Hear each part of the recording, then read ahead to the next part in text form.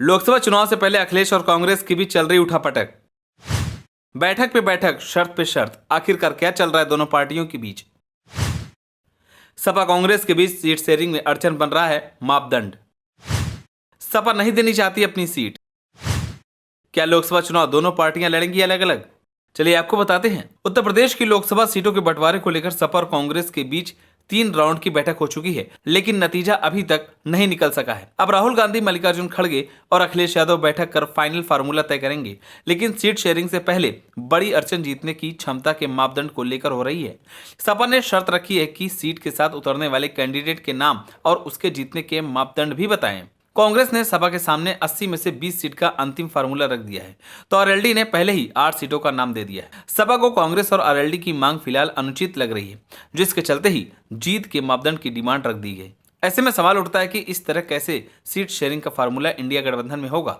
RLD ने 2024 में चुनाव लड़ने वाली अपनी 8 सीटों के नाम सपा को सौंप दिए हैं, जिस पर अखिलेश यादव ने जयंत चौधरी से आरएलडी के सिंबल पर चुनाव लड़ने वाले संभावित कैंडिडेट के नाम मांगे हैं। इसके अलावा सपा ने यह भी कहा कि कैंडिडेट के साथ उनके जीत के मापदंड भी बताएं। इसी तरह सीट बंटवारे को लेकर कांग्रेस नेताओं के साथ हुई तीसरी बैठक में सपा ने यह भी शर्त रखी है कि कांग्रेस और सपा ने सीट बंटवारे के फार्मूले पर चर्चा की और इस बात पर यह सहमति जताई कि किस पार्टी को कौन सी सीट मिलेगी, लेकिन साथ ही यह तय करना है कि जीतने की क्षमता का मुख्य मापदंड उसे भी रखा जाए। सपा के इस मापदंड फार्मूले के चलते ही शीर्ष नेतृत्व के पाले में सीट शेयरिंग पर सहमति बनाने की जिम्मेदारी डाल दी है। सपा कांग्रेस के बीच सीट शेयरिंग को लेकर हुई बैठक में शामिल रहे वहीं सपा के एक वरिष्ठ नेता ने बताया कि दोनों ही दलों के बीच सीटों की सही संख्या पर चर्चा हुई।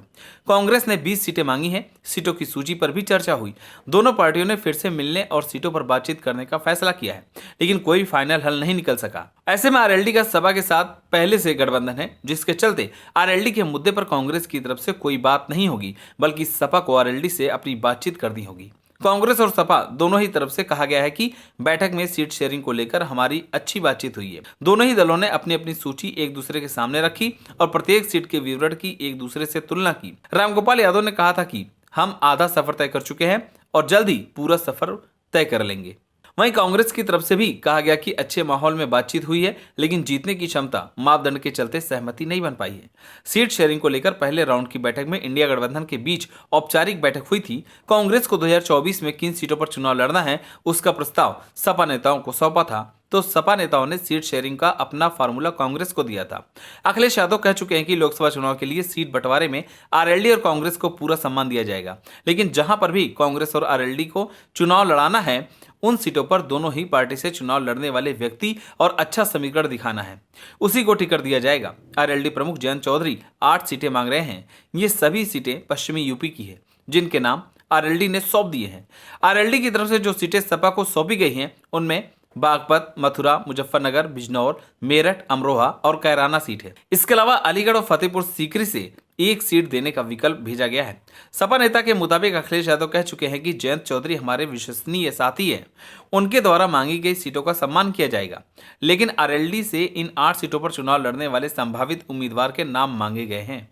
इसके साथ ही कांग्रेस के साथ भी सीट बंटवारे के दौरान जिन सीट पर चुनाव लड़ना चाहती है, उन सीटों पर संभावित उम्मीदवार के नाम और जीत के पैमाने भी बताए जाएं। कांग्रेस ने 2009 में जीती हुई सीटों की डिमांड रखी है, लेकिन सपा ने मापदंड रखे हैं, उस पर कांग्रेस सहमत नहीं है। कांग्रेस का कहना है कि अपनी अपनी सीटों पर अपने लिहाज से कैंडिडेट उतारे जाएं, लेकिन अखिलेश की मंशा है कि जीतने वाले प्रत्याशी को ही टिकट दिया जाए।